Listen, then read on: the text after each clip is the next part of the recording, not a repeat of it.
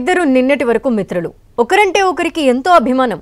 ఒకరు టెక్నాలజీలో రారాజు, మరొకరు అగ్రదేశానికి అధ్యక్షుడు. వారే ఎలన్ మస్క్, డొనాల్డ్ ట్రంప్. మొన్నటి వరకు ప్రాణమిత్రుల్లా ఉన్న వీరిద్దరూ ఇప్పుడు శత్రువులుగా మారుతున్నట్టు తెలుస్తోంది. వీరిద్దరి మధ్య స్నేహబంధం చెడినట్టే కనిపిస్తోంది. ఒకరిపై ఒకరు ప్రతి విమర్శలు చేసుకుంటున్నారు. ట్యాక్స్ బిల్లుపై అసంతృప్తితో మొదలైన ఈ విభేదాలు ఎన్నికల్లో గెలుపుపై మాటల యుద్ధం వరకు వెళ్లాయి. తాను లేకుంటే ట్రంప్ ఎన్నికల్లో ఓడిపోయేవారని ఎక్స్లో పేర్కొన్నారు Elon Musk. Democratic party house ని నియంత్రించే వాళ్లని రిపబ్లికన్లు సెనేట్లో 51-49గా ఉండేవారని చెప్పారు. దీనికి ముందు డొనాల్డ్ ట్రంప్ మాట్లాడుతూ రిపబ్లికన్ ట్యాక్స్ బిల్లుని ఎలన్ మస్క్ వ్యతిరేకించినందుకు తాను చాలా నిరాశ గురయ్యానన్నారు.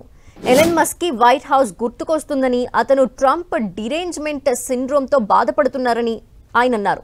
ఎలన్ వైఖరి పట్ల చాలా నిరాశ గురయ్యానని, తాను అతడికి చాలా సహాయం చేశానని అన్నారు. అమెరికా అధ్యక్ష ఎన్నికల్లో ట్రంప్ గెలుపునకు సొంత డబ్బును నీళ్లలా ఖర్చు చేసిన మస్క్ ఇప్పుడు అదే ట్రంప్ వైఖరిని తప్పుపడుతున్నారు.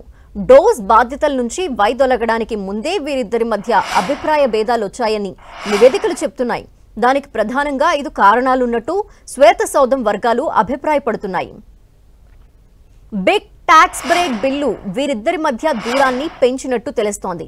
అమెరికన్లకి పన్ను తగ్గించేందుకు ఈ బిల్లుని తీసుకొచ్చారు. మధ్య దూరానికి ఈ బిల్లే ప్రధాన కారణంగా తెలుస్తోంది. ఈ బిల్లుతో ధనికులకు 4.5 లక్షల కోట్ల డాలర్ల మేర లబ్ధి చేకూరి పేదలకు ఉద్దేశించిన సంక్షేమ పథకాలు మరుగున పడతాయని మస్క్ తప్పుపడుతున్నారు. ఇదో అసహ్యకరమైన బిల్లుగా అభివర్ణించారు ఆయన.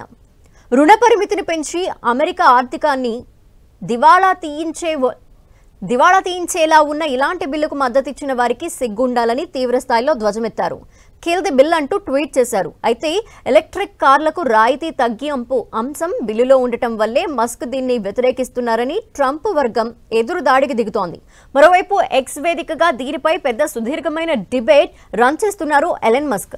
పనిలో పనిగా అమెరికాలో మరో రాజకీయ పార్టీ రావాల్సిన అవసరం ఉందని, అది న్యూ బ్లడ్తో నిండుండాలని అభిప్రాయపడ్డారు.